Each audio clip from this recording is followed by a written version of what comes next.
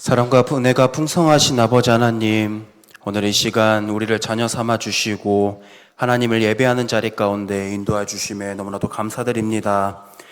이 시간 하나님의 말씀을 듣습니다. 우리에게 듣는 마음을 더해 주시고 하나님의 말씀을 기억하며 그 말씀에 순종하는 삶을 살아가는 우리 모두가 될 수 있도록 주님 늘 함께해 주시옵소서. 그리고 우리의 마음에 소원을 두고 기도하는 제목이 있습니다. 아버지 하나님, 이 시간 하나님 앞에 기도함으로 나아갈 때에 우리에게 마음과 정성을 다해 또 진실됨으로 하나님께 간구할 수 있는 귀한 시간이 되게 해 주시옵소서. 오직 하나님을 바라보길 소망하며 거룩하신 예수님의 이름으로 기도합니다. 아멘. 우리에게 주신 하나님의 말씀은 고린도전서 4장 1절에서 5절 말씀입니다. 고린도전서 4장 1절에서 5절 말씀, 신약성경 266면에 있습니다. 우리 고린도전서 4장 1절에서 5절 말씀 다 찾으셨으면 우리 한 절씩 교독하고 5절은 같이 읽겠습니다. 사람이 마땅히 우리를 그리스도인의 일꾼이요 하나님의 비밀을 맡은 자로 여길지어다. 너희에게나 다른 사람에게나 판단받는 것이 내게는 매우 작은 일이라. 나도 나를 판단하지 아니하노니.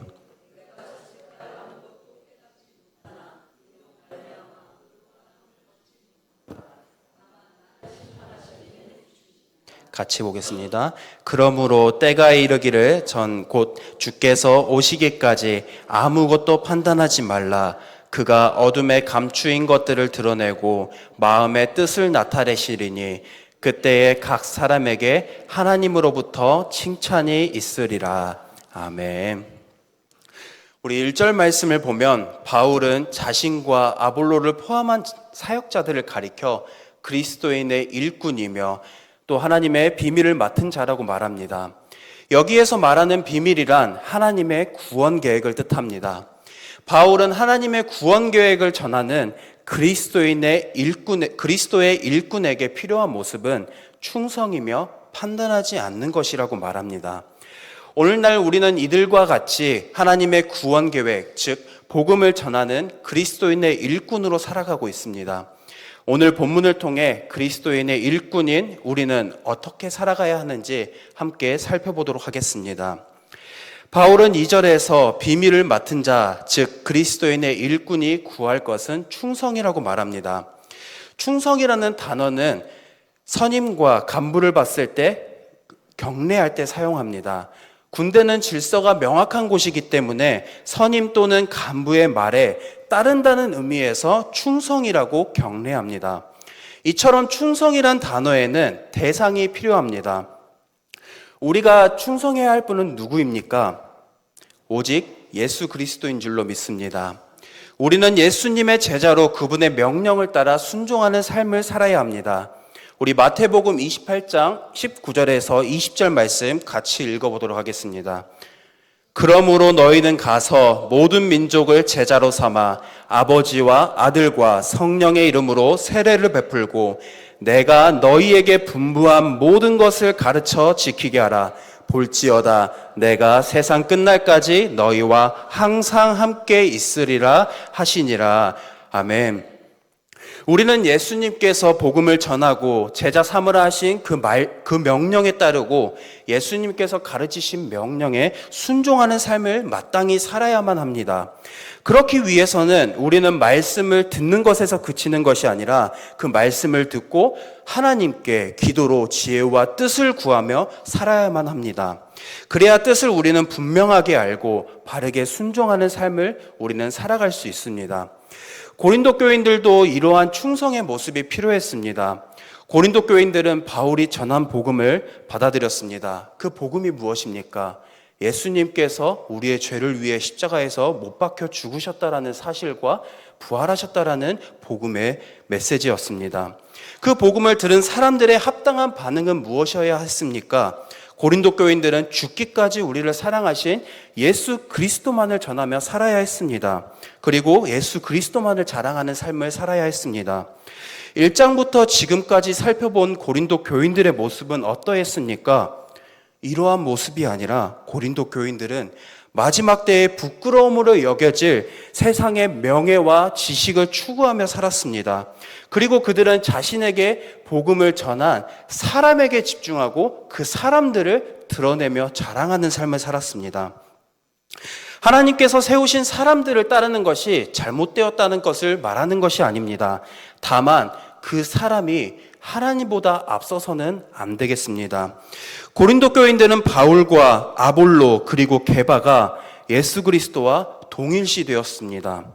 말씀을 아는 것보다 세상의 지혜를 아는 것을 추구하며 살았습니다. 거기에 더 열심히 있었습니다. 그들은 복음을 듣고 마음으로 깨달아 알지 못하고 머리로만 알고 있었기 때문에 이러한 모습을 보였습니다.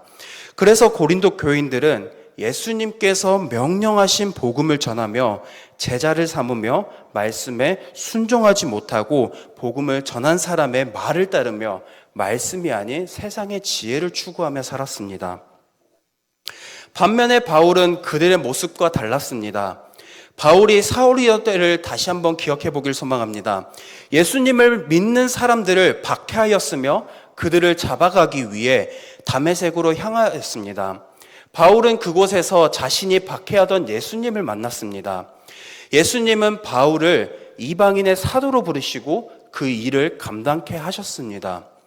바울은 이방인에게 복음을 전하는 삶이 마냥 순탄치만은 않았습니다. 성도님들께서도 잘 아시듯이 바울은 복음을 전하다가 매질을 당하기도 하였고 감옥에 갇히기도 하였습니다. 그리고 바울은 루스드라 지역에서 복음을 전하다가 돌에 맞아 죽을 뻔하였습니다. 그러나 바울은 어떠하였습니까? 그럼에도 불구하고 복음을 전하며 살았습니다.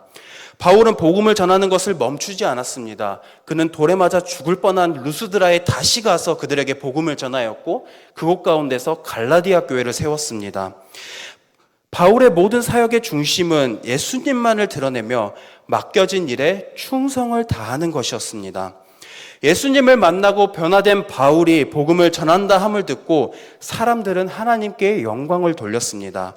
우리 갈라디아서 1장 22절에서 24절 말씀 같이 읽어보겠습니다. 그리스도 안에 있는 유대의 교회들이 나를 얼굴로는 알지 못하고 다만 우리를 박해하던 자가 멸하려던 그 믿음을 지금 전한다 함을 듣고 나로 말미암아 하나님께 영광을 돌리니라. 바울처럼 충성된 삶, 즉 복음을 전하며 말씀에 순종하는 삶을 통해서 하나님께 영광을 돌리는 저와 여러분들이 되시길 소망합니다. 바울과 고린도 교인들은 다른 복음이 아닌 같은 복음을 받아들였습니다. 하지만 바울과 고린도 교인들의 충성의 대상은 같지 않았습니다. 고린도 교인들은 복음을 받아들였음에도 불구하고 여전히 세상의 지혜를 추구하였으며 또 그 복음을 전한 사람에게 집중하고 있었기 때문입니다. 바울은 예수 그리스도라는 같은 터 위에 성도로 부르심을 받았으며 교회로 세워진 고린도 교인들에게 거룩함으로 구별되라고 권면했습니다.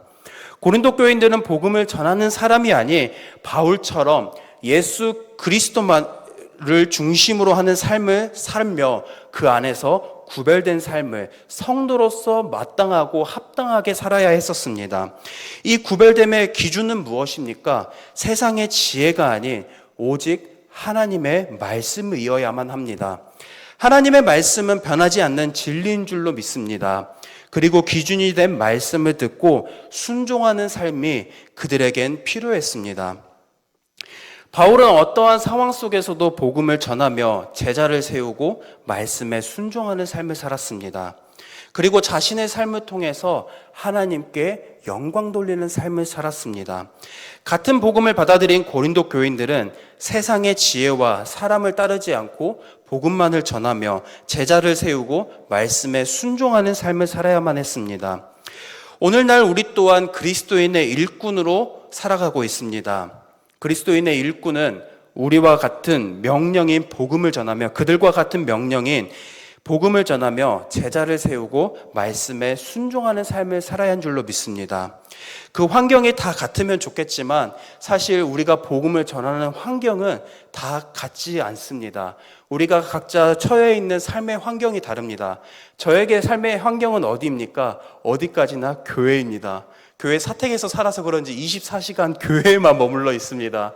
그러나 우리 성도님들의 삶은 어떻습니까? 각자의 일터가 있습니다. 저에게는 아직 없지만 성도님들에게는 가정이 있습니다. 그런 가운데서 우리는 그리스도인으로서 살아가게 됩니다. 그 안에서 우리는 복음을 전하며 성도님들에게 있는 자녀들에게 또는 직장 동료들에게 삶의 환경 속에서 삶의 터전에서 만나는 사람들에게 우리는 복음을 전하며 그들을 제자로 세우고 또 그 전에 먼저 우리는 하나님의 말씀에 순종하는 삶을 살아야 합니다. 이곳 가운데서 우리가 같은 환경이면 좋겠지만 사실 같지 않는 환경 속에서 복음을 전하는 게 마냥 쉽지만은 않을 것입니다. 그럼에도 우리 오늘 말씀에서 등장하는 바울의 모습을 기억하는 저와 여러분들이 되길 소망합니다. 바울은 복음을 전하다가 매질을 당하고 감옥에 갇히는 상황에 처했습니다. 그리고 루스드라에서 복음을 전하다가 돌에 맞아 죽을 뻔한 상황에 놓여 있었습니다. 그런데 바울은 어떠했습니까? 자신이 박해하던 예수 그리스도만을 전하며 살았습니다. 오늘날 이와 같은 모습이 저와 여러분들의 모습이 되길 소망합니다.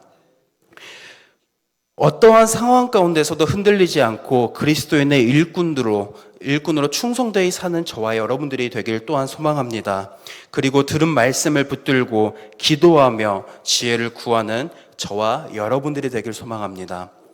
이어지는 3절을 보면 고린도 교인들은 자신들이 최고라고 판단한 사람과 자신들이 가장 좋아한 메시지를 놓고 논쟁을 벌였습니다.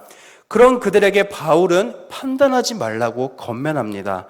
우리 본문 3절 같이 읽도록 하겠습니다. 너희에게나 다른 사람에게나 판단받는 것이 내게는 매우 작은 일이라 나도 나를 판단하지 아니하노니 아멘. 바울은 고린도 교인이나 그 외 다른 사람들에게 판단받는 것은 그렇게 중요한 것이 아니라고 말합니다.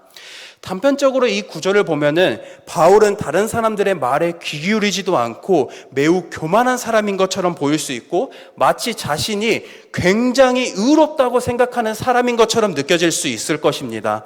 그러나 이 구절은 결코 이러한 뜻이 아닙니다.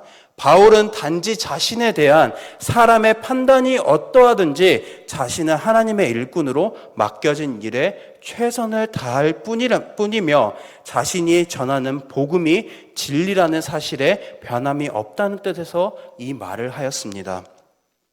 바울은 주님만이 판단을 내리실 수 있으며 하나님의 일꾼으로 최선을 다했기에 하나님께만 판단을 받고자 하였습니다. 고린도 교인들은 각기 다른 지도자들을 평가하는 것에 너무나도 많은 에너지를 소비하였습니다. 바울은 오직 하나님만이 사람의 마음을 아시기 때문에 하나님만이 판단하실 수 있다고 말합니다. 하지만 사람들은 그렇게 할 수가 없습니다. 왜냐하면 사람들은 겉모습만 볼 수밖에 없지만 하나님은 사람의 마음까지 분별하실 수 있는 분이시기 때문입니다. 우리의 생각으로 상대방이 겉으로는 탁월하지 않다고 생각될 수 있겠지만 그 사람은 하나님의 신실한 종일 수 있습니다. 그렇게 우리는 함부로 상대방을 판단해서는 안 됩니다. 물론 성도님들께서 그런 분들이 아님을 너무나도 잘 알고 있습니다. 다만 우리는 언제 넘어져도 이상하지 않기 때문에 이러한 것을 주의해야만 하겠습니다.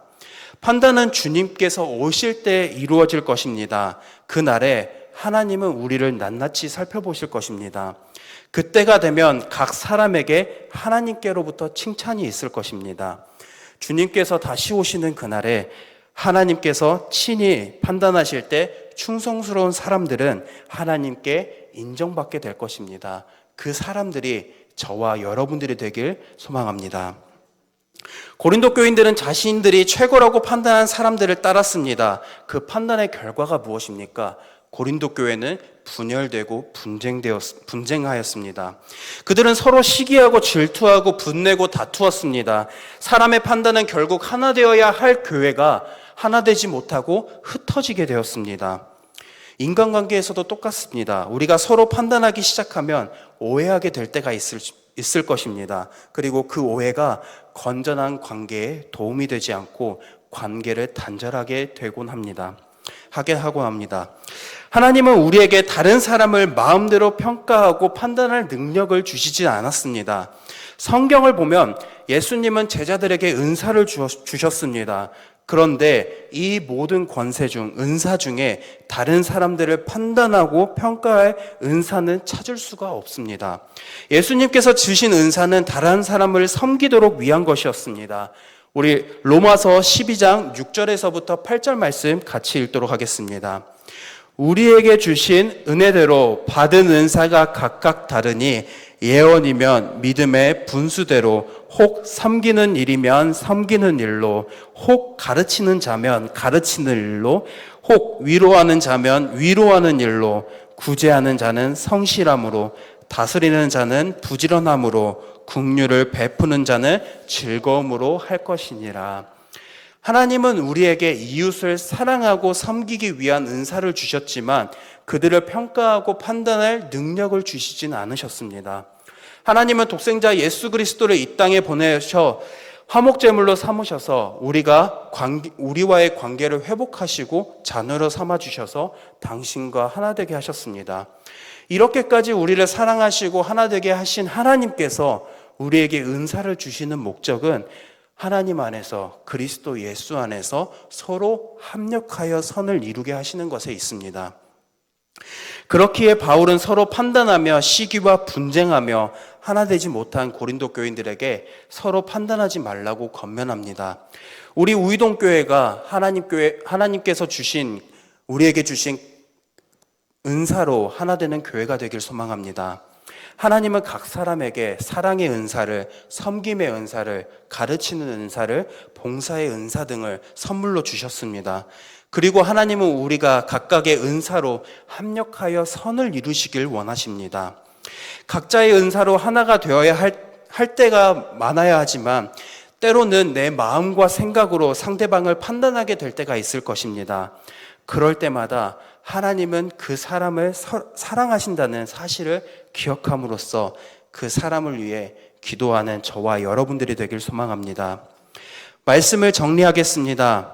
바울은 오늘 본문에서 첫째, 그리스도인의 일꾼은 충성을 구해야 한다고 말합니다. 우리의 충성의 대상은 오직 예수 그리스도이십니다. 예수님은 우리에게 복음을 전하며 제자 삼으며 말씀에 순종하라고 말씀하십니다. 이렇게 살아가기 위해서는 우리는 말씀을 듣고 기도로 지혜를 구하며 날마다 그분께 뜻을 구해야 하며 살아야 하겠습니다. 둘째, 그리스도인의 일꾼은 이웃을 판단하고 평가하지 말라고 말합니다. 판단과 평가는 사람의 생각의 기준으로서 나오는 것들입니다. 비난도 이와 같습니다. 비판도 이와 같습니다. 우리는 하나님께서 주신 은사로 서로 합력하여 선을 이루어야 합니다. 그리고 다른 사람 또한 하나님의 사람의 대상임을 기억함으로써 그들을 위해 기도함으로써 그들을 위해 중보하는 저와 여러분들이 되길 소망합니다. 다만 말씀을 근거로 하여 말하는 권면은 괜찮습니다. 그리스도인의 일꾼으로 충성되며 다른 사람을 위해 기도하며 하나님께서 주신 은사로 합력하여 선을 이루는 저와 여러분들이 되길 소망합니다. 오늘 들은 말씀을 기억하며 이